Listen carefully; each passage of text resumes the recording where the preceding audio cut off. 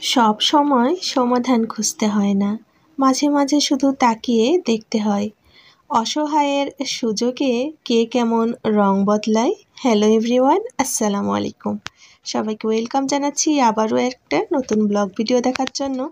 সেই বরাবরের মতো প্রত্যেক দিনই আমার এখন রুটিন হয়ে গিয়েছে পরোটা ভাজার, কারণ শীতের সময় পরোটাটা আমাদের বাসার সবাই পছন্দ করে, আর তার সঙ্গে আলুর যে কোনো একটা রেসিপি। তো আজকে আমি নতুন আলুর একটু হালকা এভাবে করে কম তেলে ভাজা ভাজা করে নিচ্ছি। তো আলু ভাজা আর পরোটা খেতে কিন্তু সকাল সকাল বেশ ভালোই লাগে। তো মাশাল্লাহ আমার খাবার দাবার একদম রেডি হয়ে গিয়েছে। আর এদিকে নাস্তা শেষ করার পর আমার কলিজার টুকরাটা চলে এসেছে। এসেই দরজা নক করে বলতেছে, মিমি মিমি তোমার জন্য আমি বেলুন নিয়ে এসেছি, দেখুন। মাশাল্লাহ, সে কিন্তু সত্যি আমার সঙ্গে খেলার জন্য নিচতলা থেকে 2টা বেলুন তার আম্মুর কাছ থেকে ফুলিয়ে নিয়ে চলে এসেছে। মাশাল্লাহ, আমিও ওকে যতটা ভালোবাসি ও কিন্তু আমাকে ঠিক ততটাই ভালোবাসে। তো ভালোবাসাটা এমনই হয়, আর ওর এই ভালোবাসা দেখে আমার সত্যি অনেক বেশি ভালো লাগে। তো যাই হোক, ওর সঙ্গে খেলাধুলা শেষ করে আমি আবার রান্নায় ফিরে এসেছি, কারণ দুপুরে রান্নাবান্নাও করে নিতে হবে। এদিকে আমি একটু বেগুনের ভাজা তৈরি করতেছি, অন্যদিকে এই কয়েকটা সিম আমি একটু ভাপিয়ে নেব ভর্তার জন্য।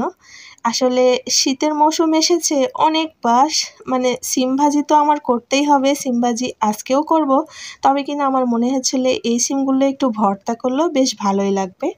তো এদিকে বেগুন ভাজা করতেছি, ওদিকে সিম ভর্তার জন্য আমি আর কি কয়েকটা শুকনো মরিচে এই সরিষার তেলের মধ্যে দিয়ে দিয়েছি, একটু ভাজা ভাজা হয়ে যাক। তো ভাজা হয়ে গেলে ওগুলো উঠিয়ে রেখে ওই তেলের মধ্যে আমি এখন সিম আর এই নতুন আলুগুলো একটু ভেজে নিচ্ছি। সিম আলু ভাজা খেতে কে কে পছন্দ করেন আপুরা? আমার তো অনেক বেশি ভালো লাগে, আর সিম ভর্তা খেতেও খুব বেশি ভালো লাগে। তবে কিনা এই সিজনে আমি এই প্রথম সিম ভর্তা করতেছি। এই সিজনে আমার সিম আলু ভাজাটাই সবচাইতে বেশি খাওয়া হয়ে গিয়েছে। তো আজকে ভাবতেছি একটু ভর্তাও করে ফেলি পাশাপাশি। আর অন্য পাশে আমি একটু মুরগির মাংসও রান্না করতেছি। তবে কিনা আজকে একটু রান্না বান্না অল্প অল্প করে বেশিই করতেছি, কারণ কিনা আমার মেয়ের সঙ্গে আমার মেয়ের বান্ধবীর আসার কথা রয়েছে।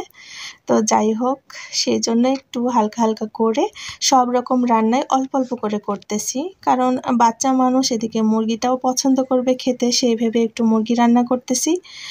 আর এদিকে ঝোলও দিয়ে দিয়েছি, এদিকে এটা হতে থাকুক। আর অন্য পাশে আমি একটু জিওল মাছও রান্না করে নিচ্ছি, কারণ বাচ্চা মানুষ হয়তো বা এরকমের জিওল মাছ পছন্দ করতে পারে, এই ভেবে আমি একটু মাছও রান্না করে নিচ্ছিলাম। আর অন্য পাশে কিন্তু আমার এদিকে সিম ভাজাটাও হয়ে গিয়েছে। যেসব আপুরা জানেন যে একা হাতে সব রান্না বান্না বা কাজবাজ গুছিয়ে সমস্ত কিছু যদি একলা হাতে করতে হয়, তাহলে কিন্তু স্টেপ বাই স্টেপ একটার পর একটা কিন্তু সাজিয়ে গুছিয়ে কাজ শুরু করতে হয়।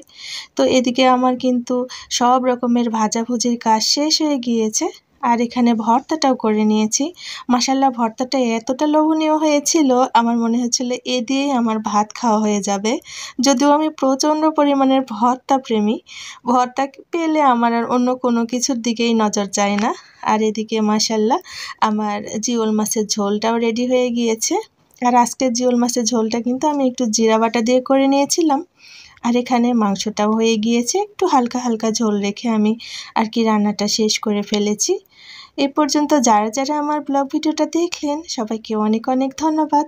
ইউটিউব থেকে দেখলে আমার চ্যানেলটা অবশ্যই সাবস্ক্রাইব করে নেবেন, আর ফেসবুক পেজ থেকে দেখলে ফলো করে নেবেন।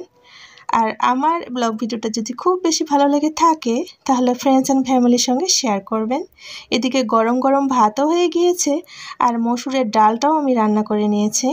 একদম সিম্পল আয়োজন, তবে কিনা এটা দিয়ে খেতে অসম্ভব ভালো লাগে।